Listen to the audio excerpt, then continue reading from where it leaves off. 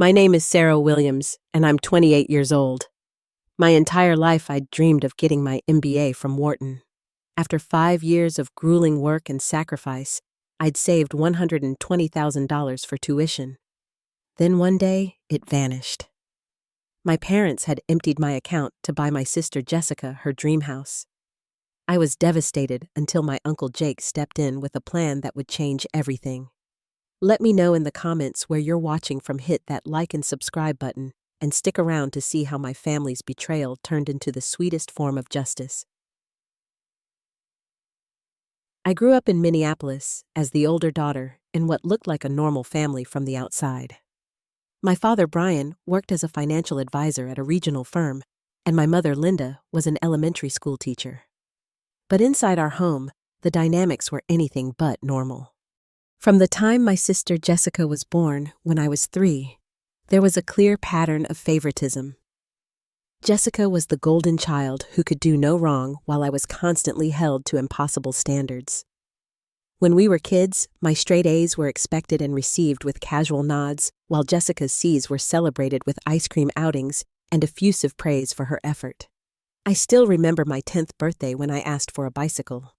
My parents said we couldn't afford it, but somehow managed to buy Jessica a brand new one just 2 months later, for no special occasion at all. They called it an early birthday present, even though her birthday was still 6 months away. When I pointed out the unfairness, I was labeled as jealous and difficult. This pattern continued throughout our childhood. Jessica got beautiful new clothes while I got hand-me-downs. She received art lessons, dance classes, and soccer equipment. I was told to focus on academics because that was my strength, but without any of the enrichment activities I asked for. By high school, I had internalized that I needed to make my own way. I studied hard, joined every academic club I could, and worked weekends at the local library. I graduated as valedictorian and earned a partial scholarship to the University of Minnesota. My parents came to my graduation but left early because Jessica had a minor dance recital the same evening. In college, I worked 30 hours a week while maintaining a 4-point GPA in finance. I applied for every scholarship and grant possible, determined to graduate debt-free. Meanwhile, Jessica barely passed her classes at community college, dropped out after 2 years, and my parents fully supported her decision. They called her an independent spirit who needed to find her own path. When she decided to try becoming a makeup influencer, they bought her expensive camera equipment and ring lights. When that failed, they funded her brief interest in becoming a pastry chef, including culinary school tuition that she abandoned after 1 semester. Despite all this, I never gave up on my dream. From the time I was in high school, I knew I wanted to get an MBA from a top program. Wharton was my dream school, known for its finance program and powerful alumni network. I researched the requirements, the costs, and plotted my path meticulously. After college, I landed an entry-level position at a consulting firm. The pay wasn't great, but it gave me relevant experience for business school. I supplemented my income with weekend work, doing bookkeeping for small businesses and teaching GMAT prep courses at night. Every penny I could spare went into my MBA fund. I lived with 3 roommates in a tiny apartment, never took vacations. Drove a 15-year-old car that broke down constantly and avoided any unnecessary expenses. While my friends were enjoying their 20s, I was working 60 to 70 hours a week, saving for my future. The account slowly grew from $5,000 to $50,000 to finally $120,000 after 5 years of relentless work and sacrifice. My parents knew about my MBA fund and my dream. They didn't offer to help, which I had accepted long ago. But they would occasionally make comments like, "That's a lot of money just for a degree," or, "You could buy a house instead."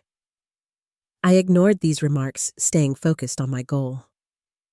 Throughout these years, the one family member who truly supported me was my Uncle Jake, my dad's brother. Unlike my father, Uncle Jake saw my potential and encouraged my ambitions. He had built a successful career as a corporate attorney after struggling early in life. His own parents had favored his sister, so he recognized the pattern in our family and became my advocate.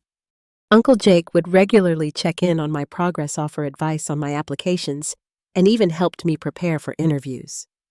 When I expressed doubts about spending so much on an MBA, he was the one who showed me salary statistics and ROI calculations to confirm I was making a sound investment in my future. He was the only one who seemed genuinely proud when I aced the GMAT with a 730 score. "Sarah," he told me over coffee one day, "some people won't understand the value of what you're doing because they can't see past their own limitations. Don't let their narrow vision determine your horizon." Those words sustained me through many nights of exhaustion and doubt. Uncle Jake had become more than just a relative. He was a mentor and the parent figure I wished I had. By the time I was 28, I had finally done it.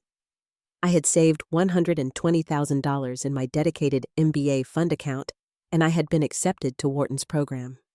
The acceptance email came on a Tuesday morning, and I remember crying at my desk, trying to hide my emotions from my coworkers.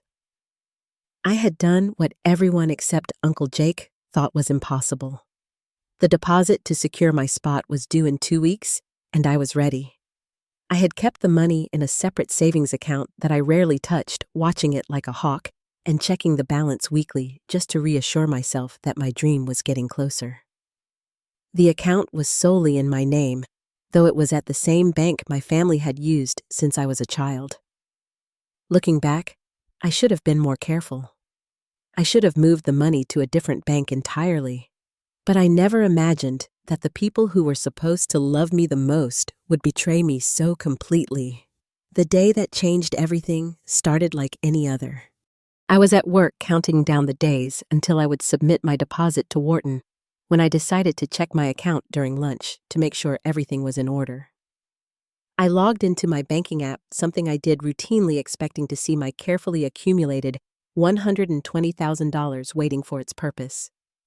Instead, the balance read $212.47.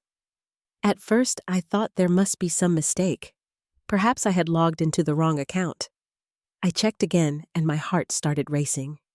This was definitely my MBA fund account, but the money was gone.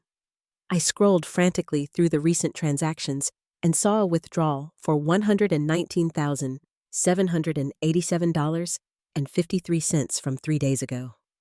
I immediately called the bank, my hands shaking so badly I could barely hold the phone. "There must be some mistake," I told the customer service representative, my voice rising in panic. "I didn't authorize any large withdrawals from this account." After verifying my identity and putting me on hold several times, the representative came back with information that made my blood run cold. "Ms. Williams, the withdrawal was made in person at our Lake Street branch. The transaction was authorized with proper ID and your account password. It appears your father, Brian Williams, was listed as having power of attorney on this account." I felt like I was going to be sick. "That's impossible. I never gave my father power of attorney. This is my personal account that I opened as an adult."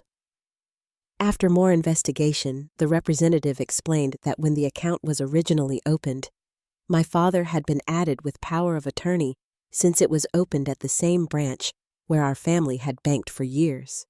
It was a mistake that had never been corrected.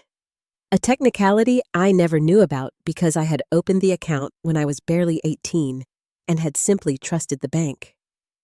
I left work immediately, unable to focus on anything except getting answers. I drove straight to my parents' house, exceeding the speed limit and running a yellow light. My mind was racing with possibilities. Maybe there was a misunderstanding. Maybe the bank had made a terrible error.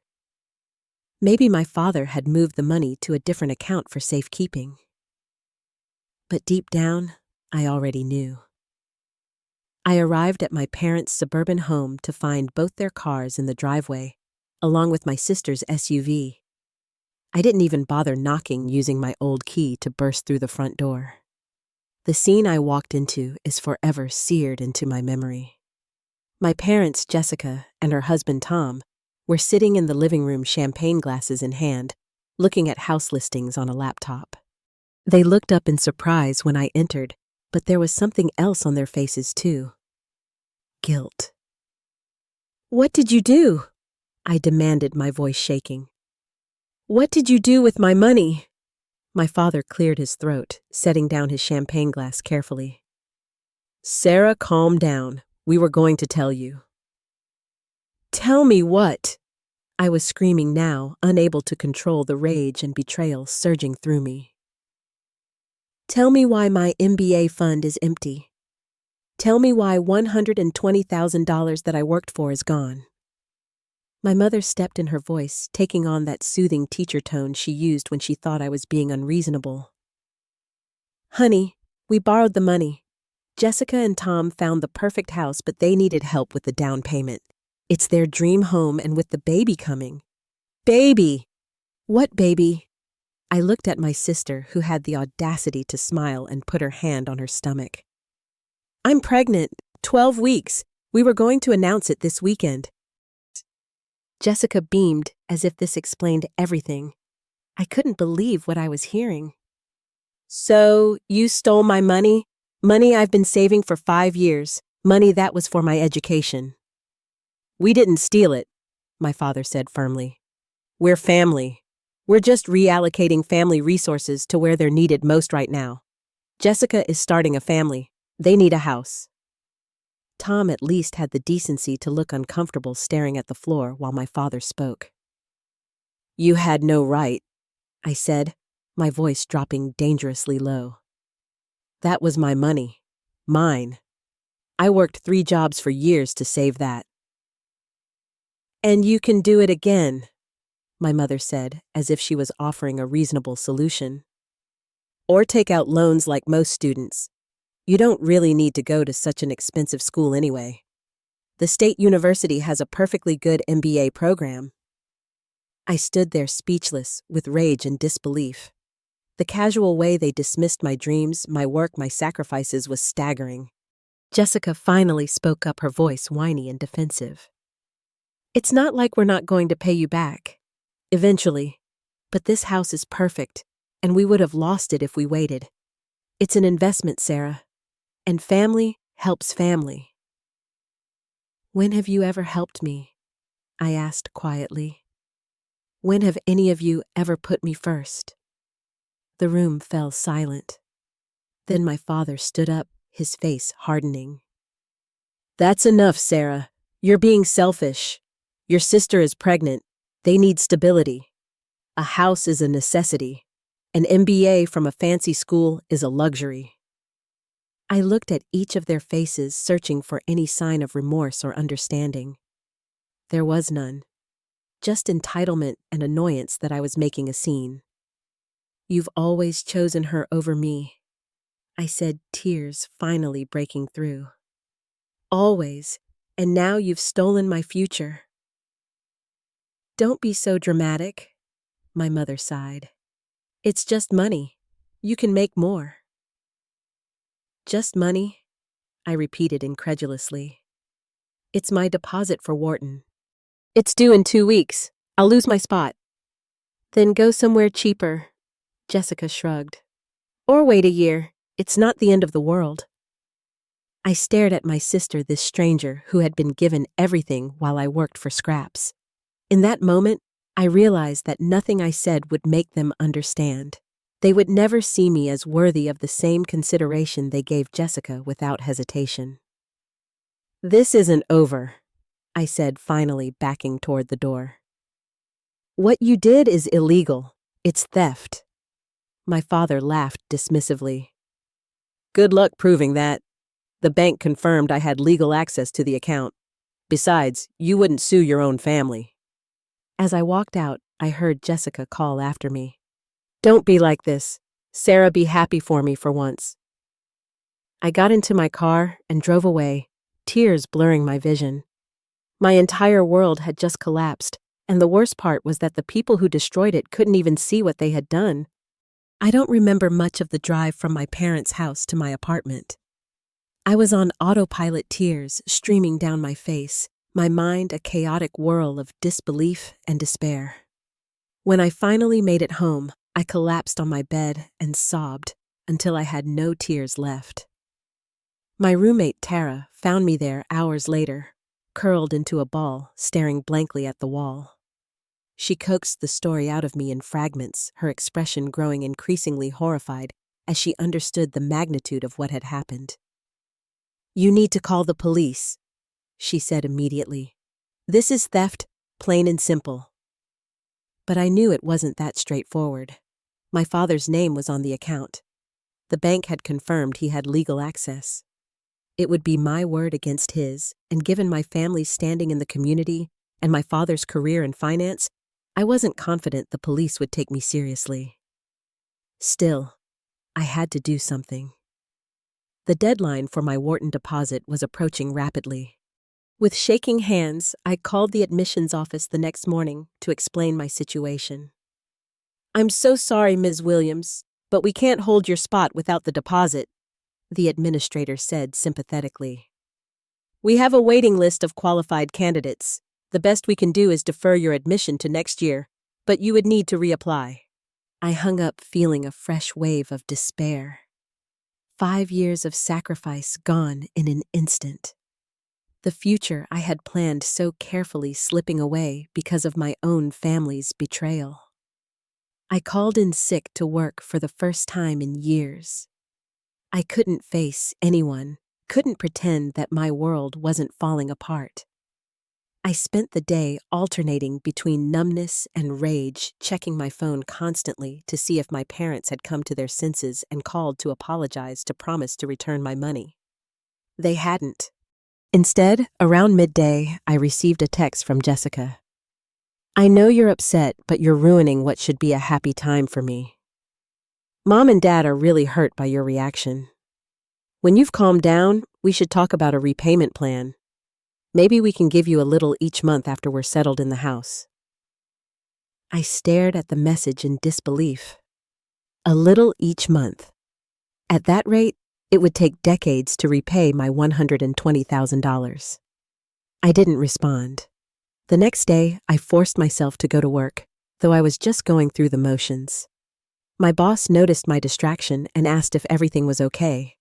I gave a vague answer about family issues and tried to focus on my tasks, but my heart wasn't in it. All I could think about was my lost opportunity and the breathtaking betrayal by the people who were supposed to love me. That evening, I tried calling my parents, thinking maybe if I spoke to them calmly, I could make them understand what they had done. "Sarah," my father said when he answered, his voice already defensive. "Have you calmed down?" "I'm calm," I said, gripping the phone tightly. "But I need you to understand how serious this is. You took my entire savings without my permission. Money I worked years to save. Money that was for my education, for my future." "We're aware of what the money was for," he replied coldly. "But circumstances change. Family priorities shift. Jessica's needs are immediate." "And mine aren't?"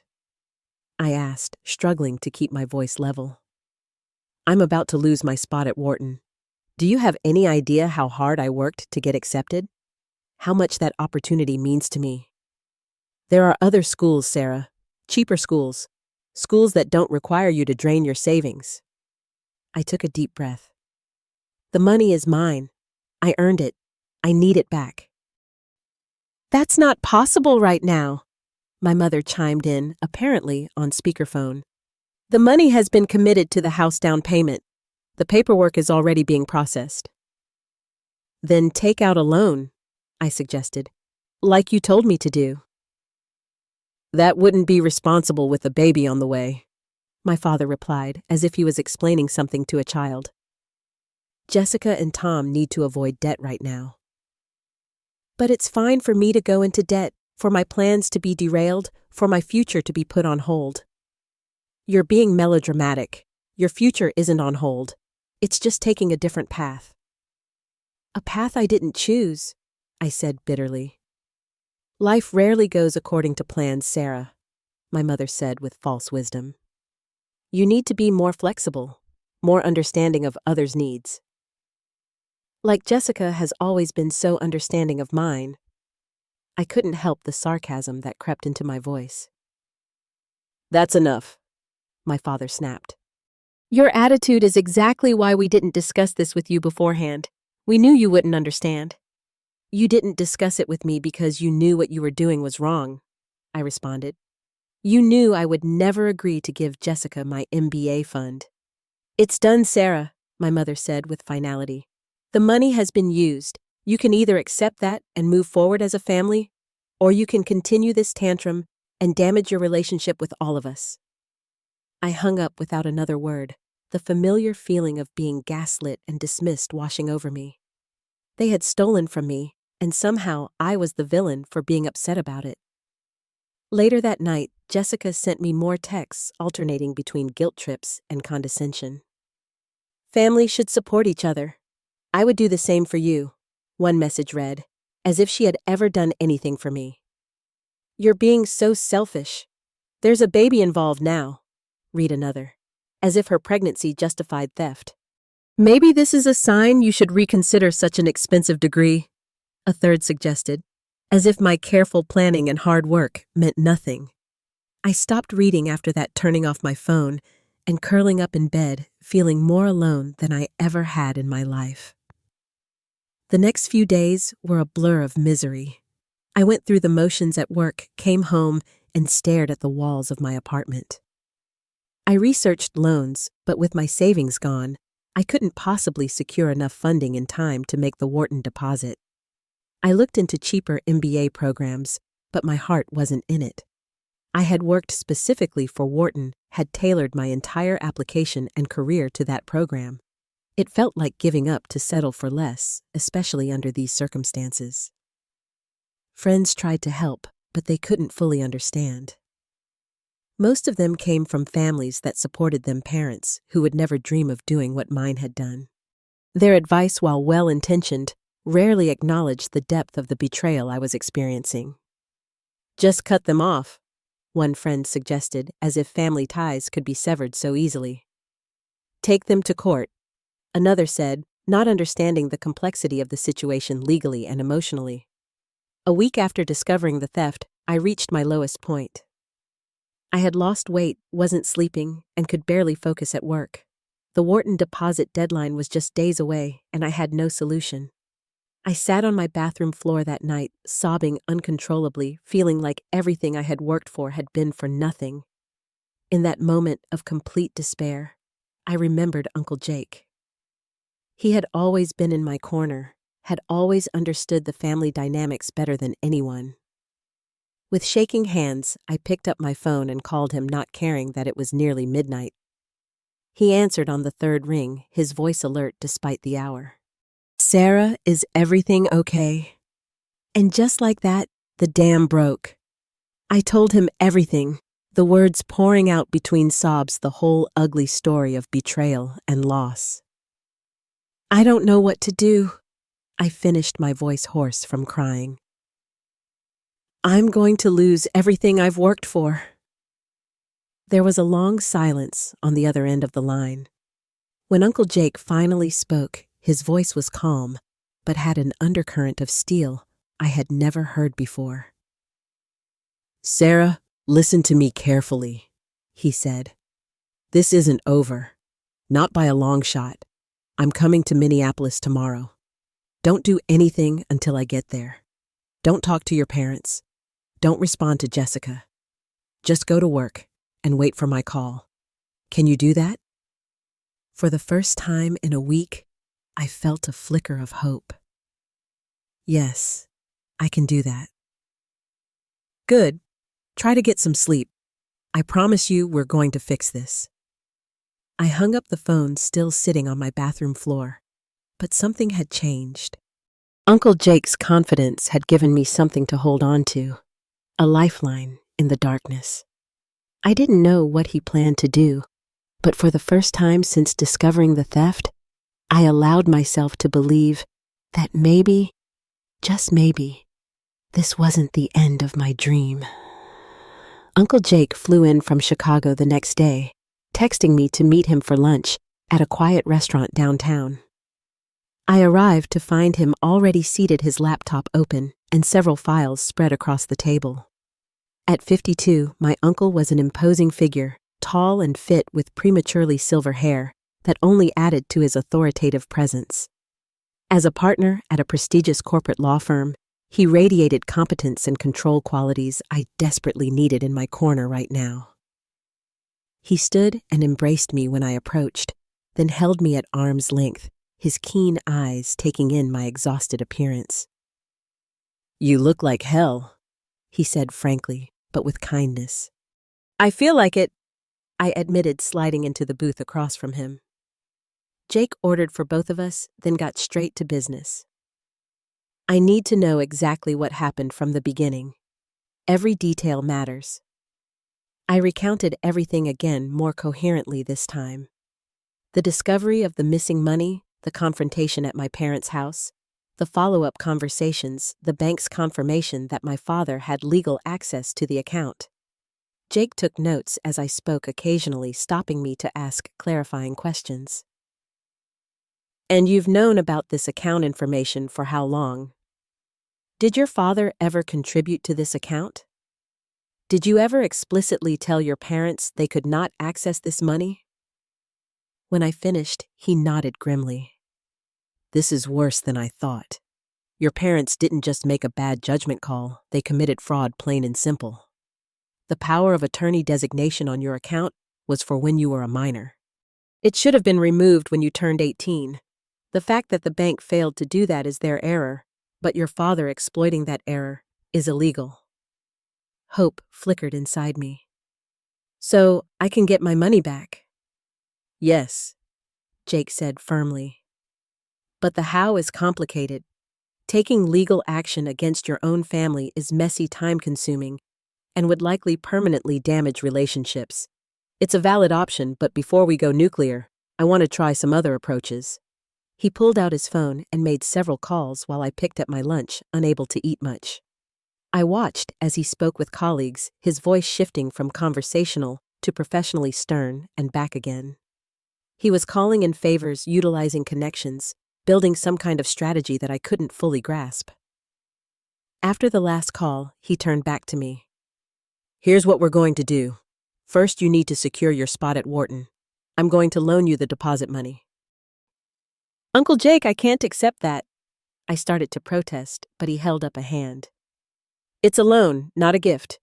You'll pay me back after we recover your money. This just ensures you don't lose your spot while we handle this situation." I felt tears welling up again, this time from relief and gratitude. "Thank you. You have no idea what this means to me." "I do know," he said quietly. "I know exactly what it means to fight for an education when your own family doesn't support you.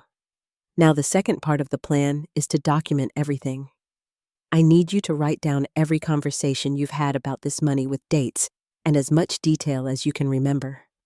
Also, forward me any texts or emails from your parents or Jessica." I nodded, already mentally composing the timeline. "Third," Jake continued, "I'm going to have a conversation with your father. Just him, not your mother or Jessica. Man to man." "He won't listen," I said, remembering my father's dismissive attitude. Jake smiled tightly. "He'll listen to me. We've known each other for 50 years, and I know things about your father that he doesn't want shared with the family or his colleagues." Something in Jake's tone made me realize there was history here I wasn't aware of. "What kind of things?" "Let's just say your father has made questionable financial decisions in the past that I helped clean up. He owes me, and it's time to collect." Jake gathered his papers, his expression resolute. "For now, focus on securing your Wharton spot and documenting everything. Limit contact with your family. If they reach out, be vague, say you're still processing things. Don't make threats or promises." "What are you going to do?" I asked as we prepared to leave.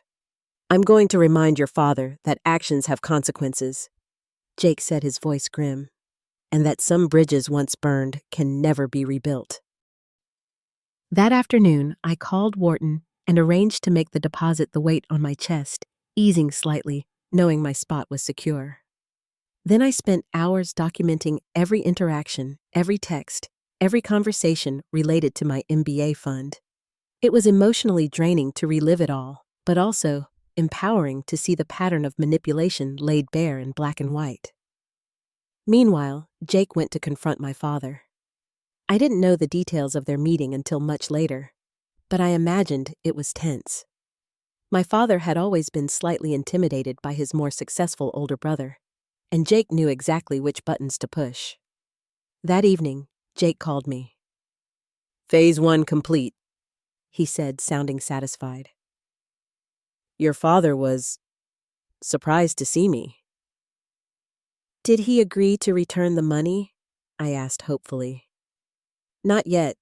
He's still in denial about the seriousness of what he's done, but I've planted the seed. Now we move to phase 2. Which is, we apply pressure. From multiple angles."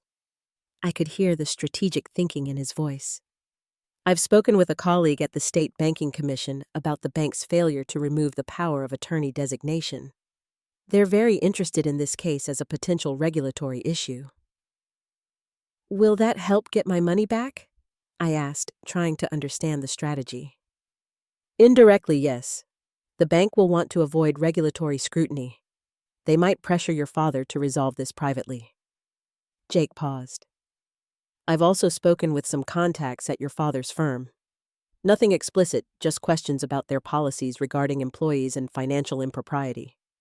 I gasped. "You could damage his career?" "He damaged yours," Jake replied evenly. "Actions have consequences, Sarah. Your father needs to understand that." Over the next few days, Jake's strategy began to unfold. He filed a formal complaint with the bank, triggering an internal investigation. He spoke with more colleagues and contacts, creating a web of pressure points around my father, all while keeping things just quiet enough to give my father a chance to do the right thing without public embarrassment.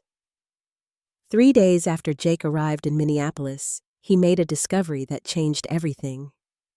"The mortgage application has been denied," he told me over coffee. "Jessica and Tom's dream house is no longer an option." "How do you know that?" I asked, surprised. "I have a contact at the mortgage company," he explained. "Apparently there were discrepancies in their financial disclosures, and when the underwriters dug deeper, they found some concerning issues with the source of the down payment. Specifically, they couldn't properly document where the $120,000 came from." I sat back processing this information. "So the money is still available, it hasn't been spent yet." "Exactly." Jake smiled tightly. "And now your father has a problem. The money is sitting in Jessica's account unspent, with no legitimate paper trail explaining its origin. If the mortgage company reports this to regulatory authorities as a suspicious transaction, there could be serious consequences." "What happens now?" I asked, hardly daring to hope. "Now we present your father with a simple choice," Jake said, his voice hard with determination. "Return your money immediately or face consequences that will affect his career, his reputation, and potentially his freedom." The next day, Jake arranged a meeting at my parents' house. He insisted that I come with him, though I was terrified of another confrontation. "You need to be there," he explained. "They need to see you as a person they've wronged, not just an abstract concept, and you need to see justice being done." I agreed reluctantly, and that evening we drove to the suburban house where I'd grown up, the site of so many small injustices leading to this massive betrayal. My father answered the door, his face tight with anger. "I told you I had nothing more to say on this matter, Jake. And I told you this wasn't over," Jake replied calmly, stepping inside without waiting for an invitation. "We're all going to sit down like adults and resolve this situation." In the living room, my mother sat rigid with displeasure. Jessica and Tom were there too, Jessica's eyes red, as if she'd been crying. Good, I thought uncharitably. Let her cry for once. "This family meeting is unnecessary," my father began, but Jake cut him off. This isn't a family meeting. This is a negotiation to avoid legal consequences. Jake opened his briefcase and removed several documents. I've prepared a summary of the laws that have been broken, the regulations that have been violated, and the potential penalties involved. He handed copies to my father, who glanced at the first page and paled visibly. You wouldn't, he whispered. I would, Jake confirmed. But I'd prefer not to. Sarah would prefer not to. The question is, what would you prefer, Brian? A quiet resolution or a public scandal? My mother began to protest, but my father silenced her with a look. For the first time, I saw real fear in his eyes. The mortgage application was denied. He admitted finally. The money is still in Jessica's account. All of it, Jake pressed. My father hesitated, then nodded. They spent about $2,000 on some furniture deposits, but the rest is there. Jake turned to Jessica and Tom. You'll need to return that money as well. Jessica began to cry in earnest. But our house, our baby. Should have thought of that before participating in fraud, Jake said without sympathy. We didn't know. Tom spoke up for the first time, his voice subdued. We were told the money was a gift from both parents. Jake raised an eyebrow. And you didn't question where two teachers suddenly got $120,000 to give away. Tom looked down, properly chastised. My father cleared his throat. What exactly are you proposing, Jake? Full restitution immediately. The entire $120,000 plus a $5,000 inconvenience fee to cover Sarah's distress and my time. Jake's voice was all business. Transfer initiated today, completed by tomorrow, and a signed acknowledgement that what you did was wrong and will never be repeated. $5,000 extra, my mother objected. That's extortion. No, Linda, that's interest, Jake corrected her. Considerably less than what Sarah would get if she sued and won, which she would. My father looked at the documents again, then at me. For the first time since this began, he seemed to really see me, to recognize the pain he had caused. I'm sorry, Sarah, he said quietly.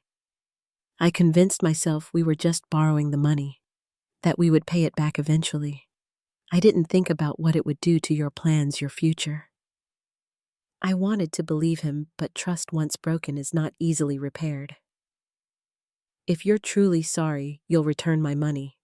All of it. He nodded slowly. We will. Jake is right, what we did was wrong. He turned to Jessica. We'll find another way to help you and Tom, but not at Sarah's expense. Jessica looked betrayed, but remained silent, perhaps finally realizing the gravity of what had happened. My father went to his office and returned with his laptop. With Jake watching over his shoulder, he initiated a transfer from Jessica's account back to mine for the full amount plus the additional $5,000. It will take until tomorrow to process, he explained. But it's done. Jake had him sign a document acknowledging the repayment and promising never to access my accounts again. It wasn't legally necessary now that the money was being returned, but it was symbolically important, a tangible admission of wrongdoing. As we prepared to leave, my mother caught my arm. Will you still come for Sunday dinners? Will you still be part of this family? I looked at her, this woman who had consistently valued my sister's desires over my needs, who had participated in stealing my future without remorse until forced to make amends. I don't know, I said honestly. What you all did, it changes things. I need time. But we're family, she insisted, as if that explained and excused everything. Family doesn't steal from each other, I replied simply. Family supports each other's dreams, not just the dreams they approve of. I walked out with Uncle Jake feeling a complex mixture of emotions, relief that my money would be returned, vindication that my parents had admitted their wrongdoing, but also deep sadness for the relationships that would never be the same, for the trust that had been irreparably damaged. Are you okay? Jake asked as we drove away. I looked back at the house where I'd grown up, thinking about the family inside who had betrayed me so casually, and found myself nodding slowly. I will be, I said, and for the first time in weeks, I believed it. When I boarded the plane to Philadelphia 2 months later to begin my MBA program at Wharton, I felt like I was leaving behind more than just my hometown. I was leaving behind a version of myself that had accepted less than I deserved, that had normalized being treated as secondary, that had mistaken obligation for love. The money had been returned as promised, every cent of it, plus the additional $5,000. The transfer cleared the day after our confrontation, and I had immediately moved it to a new account at a different bank. I took no chances this time, ensuring that I was the only person with access documenting everything carefully. Trust once broken is not easily repaired, especially when it comes to financial security. My first week at Wharton was a revelation. For perhaps the first time in my life, I was surrounded by people who valued ambition, who respected hard work and sacrifice, who understood the drive to excel. My classmates came from diverse backgrounds, some with privileges I had never known, others with struggles far greater than mine, but we shared a common purpose, a determination to build something meaningful with our lives. I threw myself into my studies with renewed passion. The betrayal I had experienced, while painful, had also been clarifying. I no longer questioned whether I deserved this opportunity, or whether the sacrifice had been worth it. I knew now, with bone-deep certainty, that I had earned my place here, that I had fought for it in ways many of my peers had not had to. My relationship with my family entered a new phase during this time. I maintained minimal contact with my parents, responding to texts with brief, polite messages, but declining their invitations to video chat or their offers to visit. It wasn't spite or punishment, but a necessary boundary as I processed what had happened and rebuilt my sense of trust. Jessica reached out several times in the weeks after the confrontation, her messages oscillating between resentment and attempts at reconciliation. "You got your money back, so I don't know why you're still angry," she wrote in one particularly tone-deaf text. "We would have paid you back eventually." I didn't respond to messages like these. There was nothing to say that would bridge the fundamental gap in our perspectives. But surprisingly, it was Tom, Jessica's husband, who made the first genuine attempt to make amends. He emailed me about a month after I started at Wharton, a thoughtful message that showed real reflection. "I want you to know that I had no idea your parents took that money without your permission," he wrote. "I was told it was a family decision to help us with the house since we were expecting.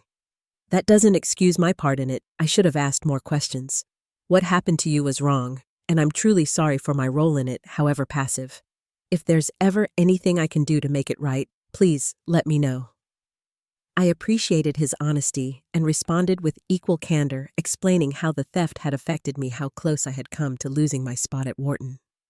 It opened a channel of communication that was tentative but genuine, a small bridge in the family rift. Uncle Jake remained my staunchest ally and support. We spoke weekly, his practical advice and unwavering belief in me providing a foundation when I felt overwhelmed by the rigorous program. He never criticized my parents directly during these calls, never reminded me of what they had done, but he validated my feelings and respected my boundaries. "Family relationships are complicated," he told me once. "Sometimes the hardest part is accepting people for who they really are, not who we wish they were. It's okay to love someone and still protect yourself from them." Those words resonated deeply with me. I was learning that forgiveness didn't necessarily mean restored trust, that love didn't require vulnerability to exploitation, that family ties could be honored without sacrificing self-respect. As the months passed, I built a new support network at school. I formed close friendships with several classmates who became a chosen family of sorts. These relationships, built on mutual respect and genuine care, showed me what healthy connections looked like. We studied together, celebrated successes together, supported each other through challenges, all without the undercurrent of competition or comparison that had defined my relationship with Jessica. Academically, I thrived. The work was challenging, but invigorating, pushing me to grow in ways I had only imagined. I excelled particularly in finance and strategy courses, my practical experience giving me insights that some of my classmates from more privileged backgrounds lacked. Professors noticed my contributions, and by the end of my first semester, I had secured a coveted internship with a top consulting firm for the summer.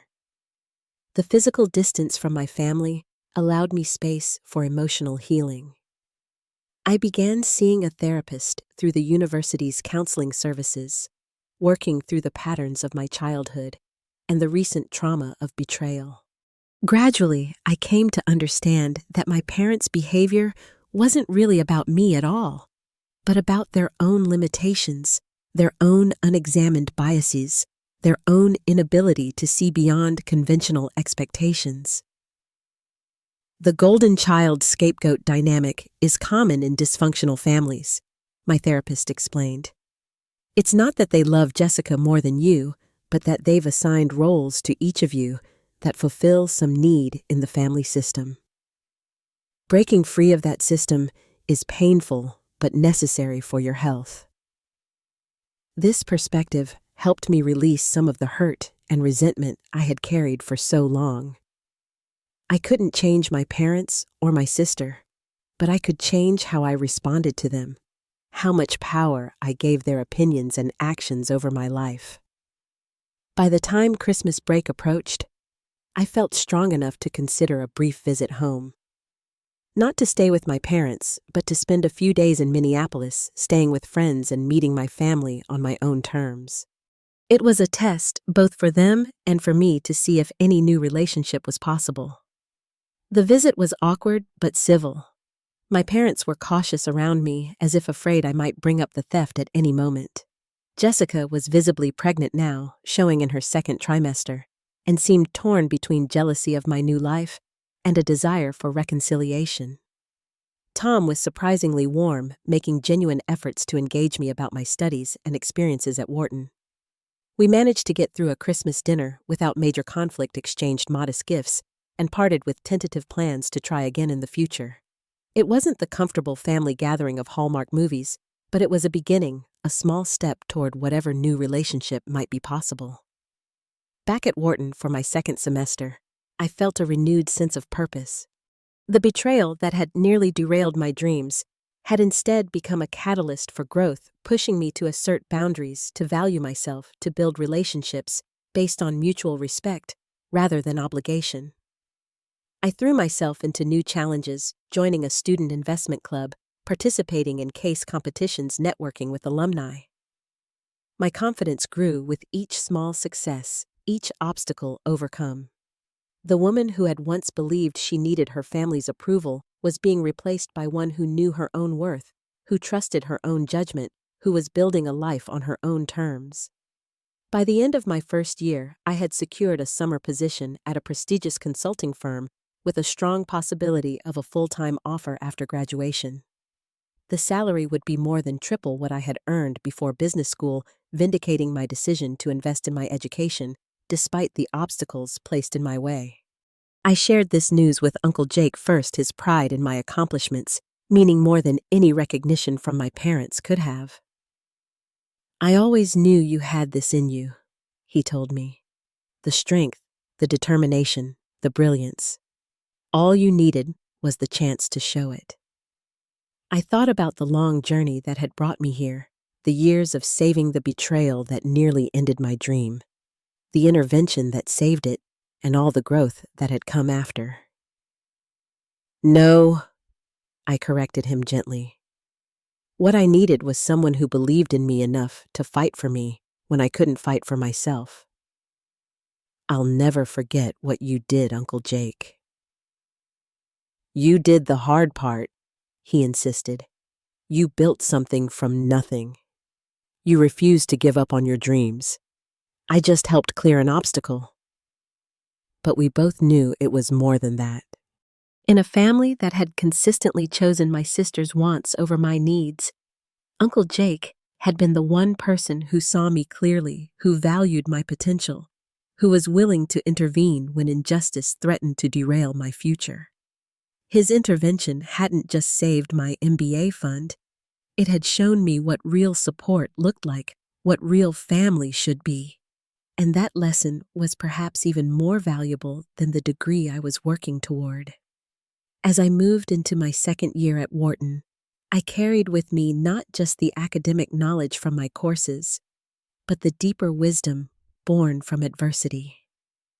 I had learned that sometimes the people who should love you the most can hurt you the deepest.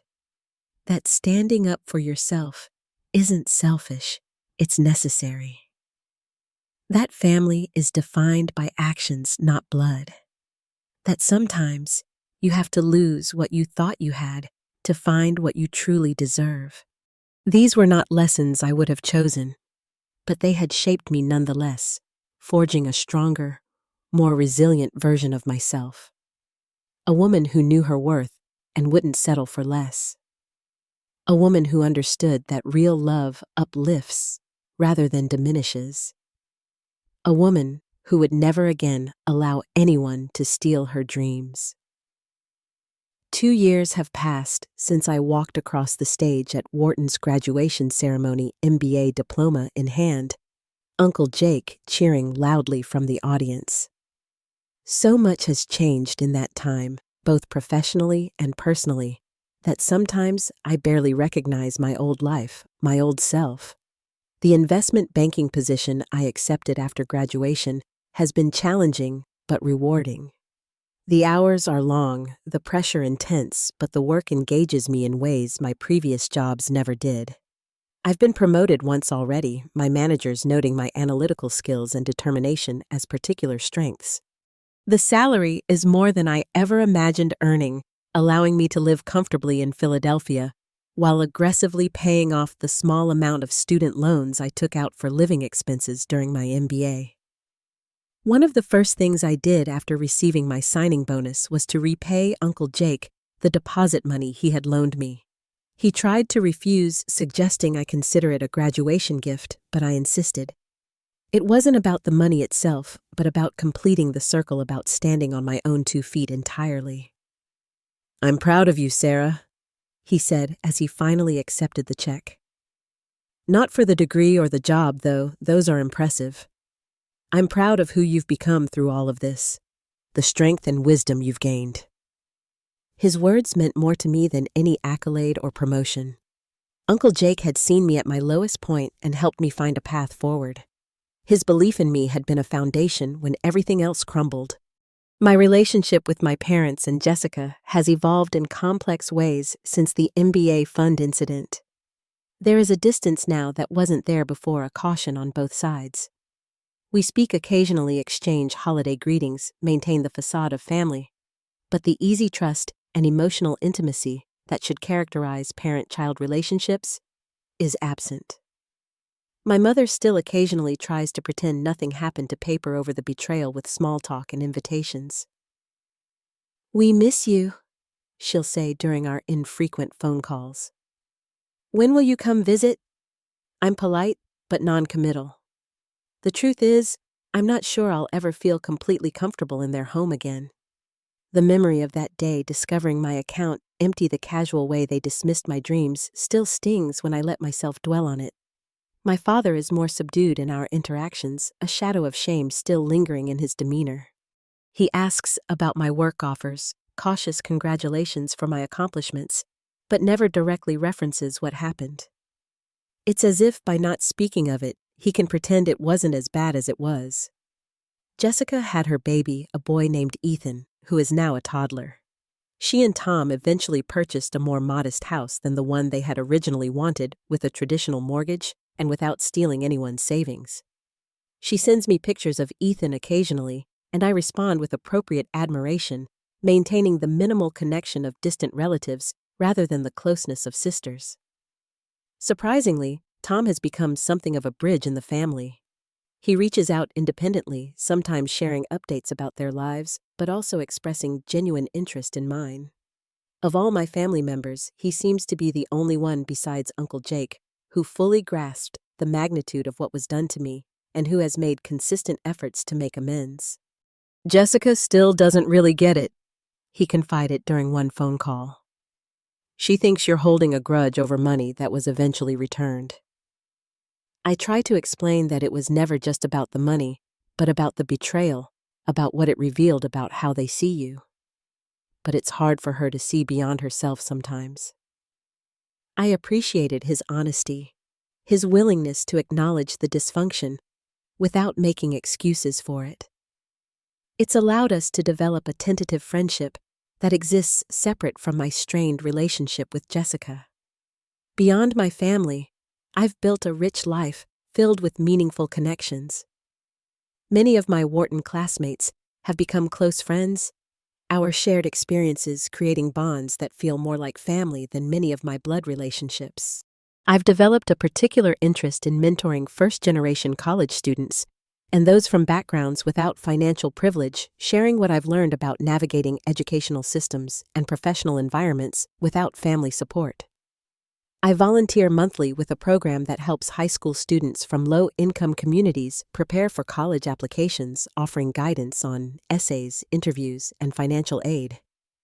When I work with these students, I see echoes of my younger self, the determination mixed with uncertainty, the dreams tempered by practical concerns about money.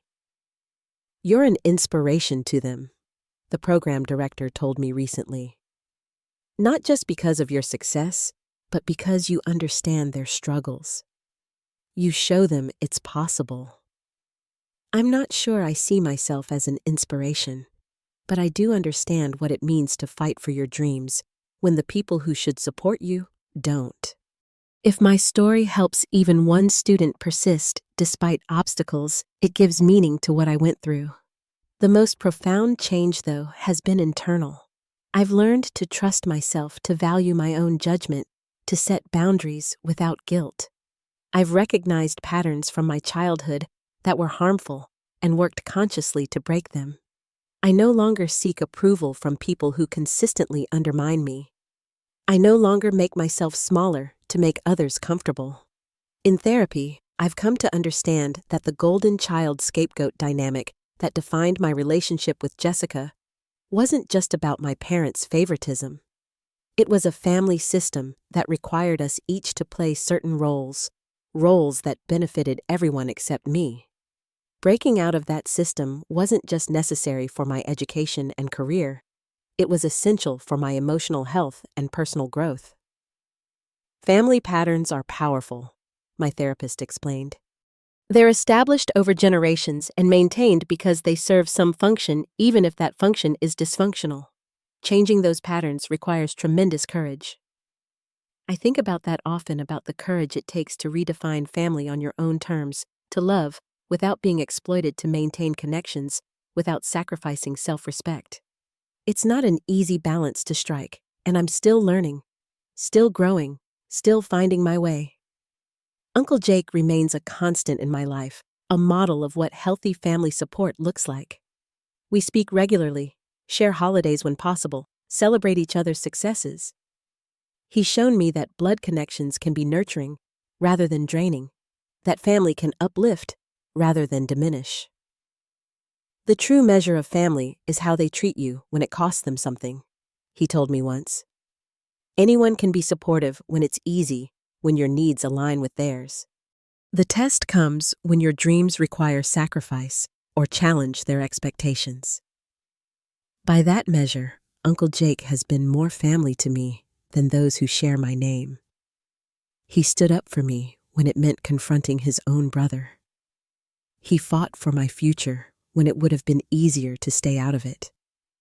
He showed me what real love looks like, not in words, but in actions. As I reflect on the journey that brought me here, the betrayal that nearly derailed my dreams, and the intervention that saved them, I find myself surprisingly grateful for the experience. Not for the pain or the broken trust, but for the clarity it brought, the strength it forced me to develop, the wisdom I gained about what truly matters. I learned that sometimes the greatest obstacles to our dreams come from those closest to us, those who cannot see beyond their own expectations and limitations. I learned that standing up for yourself isn't selfish. It's necessary for survival and growth. I learned that family is defined not by blood, but by consistent care, by respect for your autonomy, by support for your aspirations, even when they don't align with expectations. Most importantly, I learned that even in our darkest moments, when it feels like everything is falling apart, there is always a path forward if we're brave enough to take it. Sometimes that path requires help, requires vulnerability, requires reaching out when pride would have us suffer alone. And sometimes the people who extend a hand aren't those we expected, but they're exactly those we needed. My journey isn't complete. There are still challenges ahead, still relationships to navigate, still growth to embrace. But I face the future with a confidence I never had before, secure in the knowledge that I can weather whatever storms come my way. Because I've already survived the worst betrayal imaginable and emerged stronger on the other side. If you're facing your own family betrayal, your own stolen dreams, know that you're not alone. Know that standing up for yourself isn't wrong, even when voices around you suggest otherwise. Know that there are people who will support you, who will fight alongside you, who will see your worth, even when those who should love you don't. And know that whatever happens, however your story unfolds, you have within you the strength to rebuild, to reclaim your dreams, and to create a life defined by your values rather than others' expectations. Have you ever had to stand up to family for your dreams? Share your experiences in the comments below. Don't forget to like this video and subscribe to hear more stories of betrayal, justice, and personal triumph. Thank you for listening to my journey, and remember, sometimes the family we choose is more important than the family we're born into.